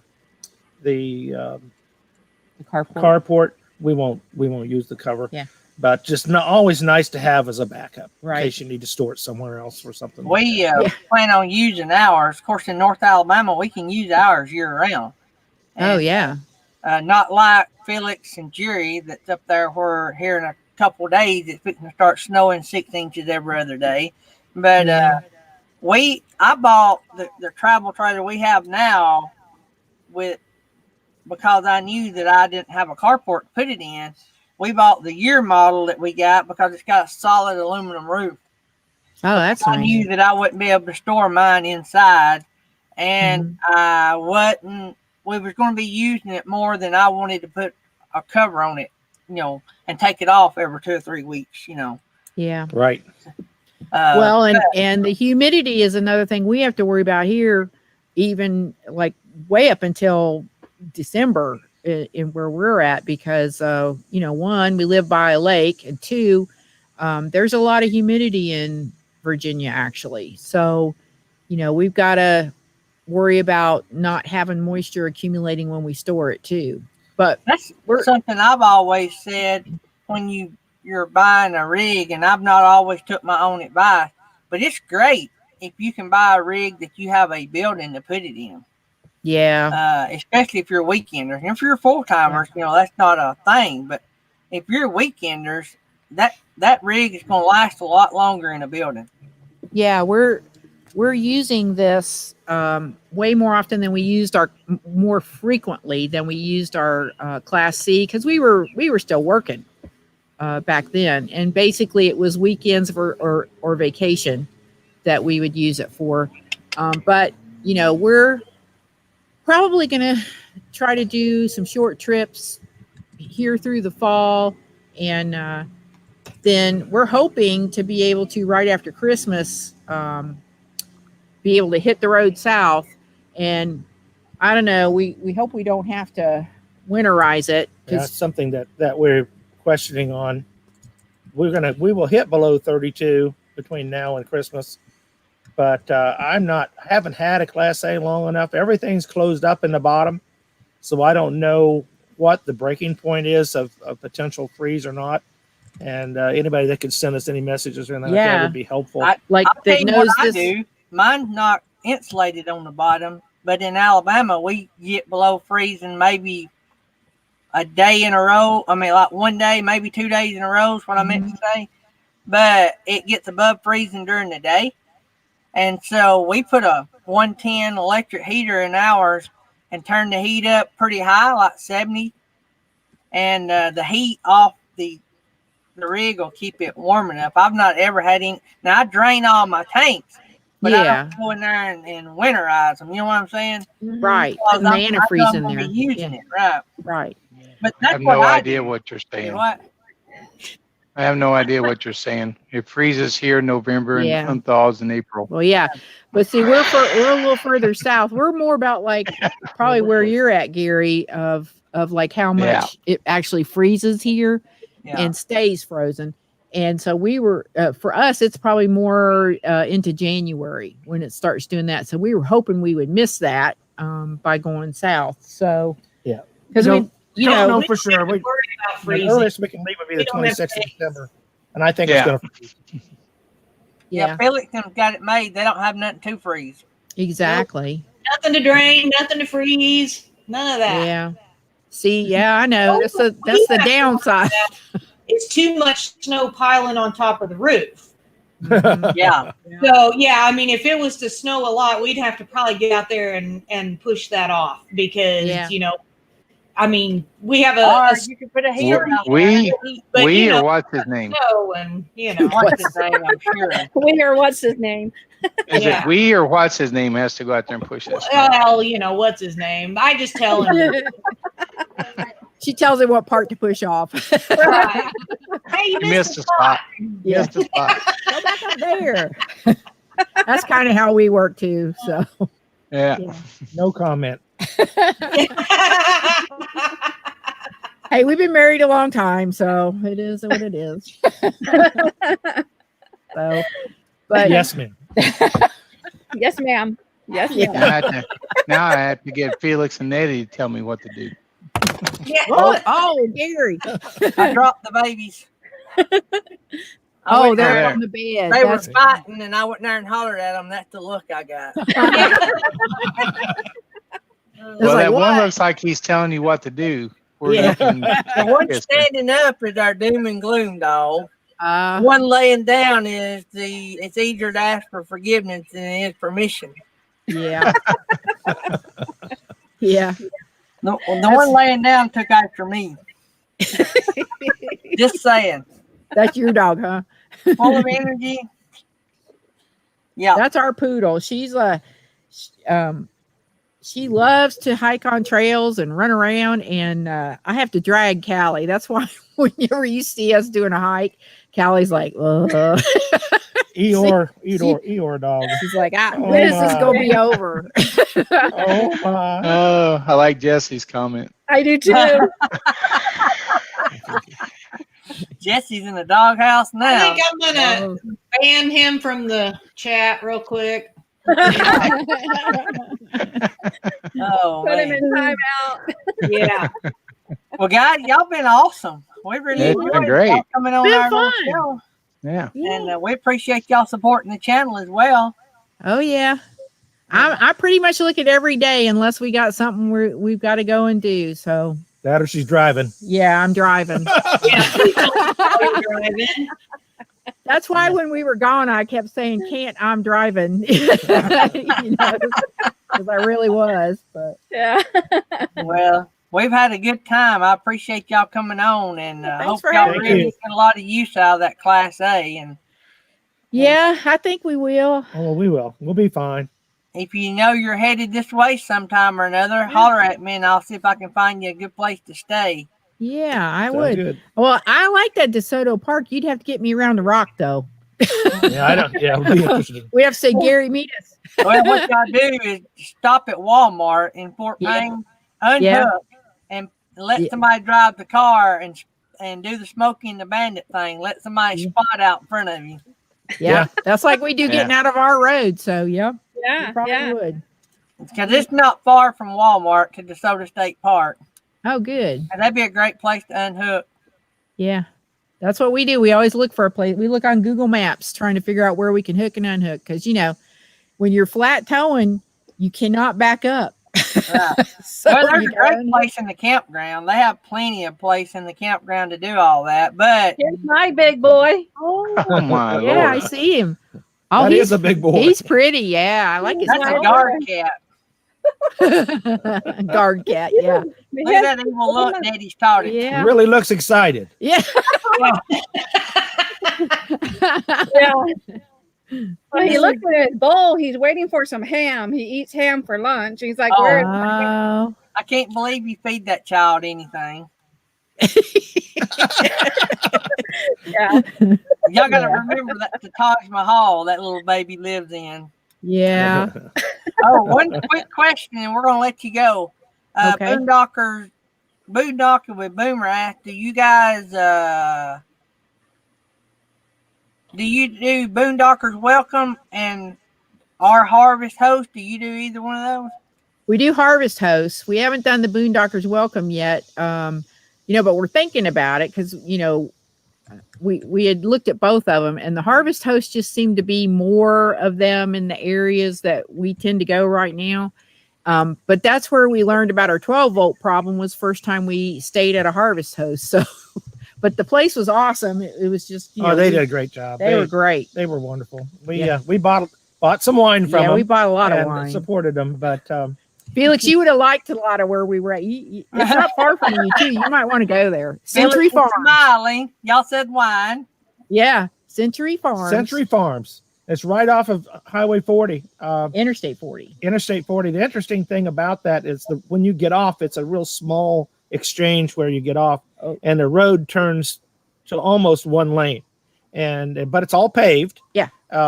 But it's one of these things you have to sort of just gotta go slow. Go slow and pull over if somebody shows up. We had a truck come at us. A dually truck was pulling a razor, and I was like, "Oh crap!" And we had just gone through a one lane bridge, and I thought they're only supposed to be 2 miles. Where in the world is this place? And then it was right around the curve. We were up there, but it's kind of like driving here. So I felt right at home actually.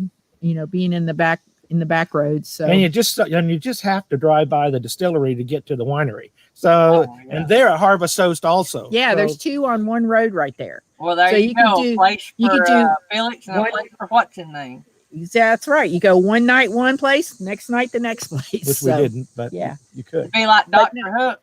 When you come home, you'll be singing, "I got stoned and I missed it." Yeah, exactly. Well, Gary, it looks like they did get some new connections. I just took a look at their channel, about 4 to 5 more. So cool. Yeah, that's great. Thank you. Thanks to everybody that did that. Mm-hmm. Yeah. All right, guys. We got about 2 minutes, and we got to slide out of here. So, All right. good luck to you guys, and y'all be safe on your travels. And if you need us, holler at us. Yeah, I will. Thank you. Thanks for having us. Thank y'all. See y'all. Everybody be safe. Spoil them fur babies.